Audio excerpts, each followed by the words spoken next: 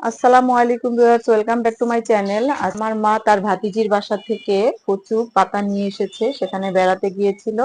তো দেখছি কচু পাতাগুলো একদম কচকচে ছিল। আর দেখুন কত সুন্দর কচু পাতাগুলো, আর আমাকে কেমন দেখাচ্ছে।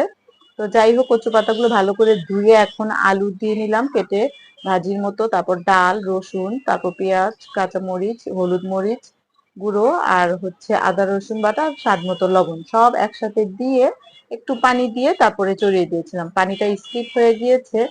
তো এখন সরাটা উঠিয়ে দেখলাম যে একটু উনে আসছে শাকগুলো।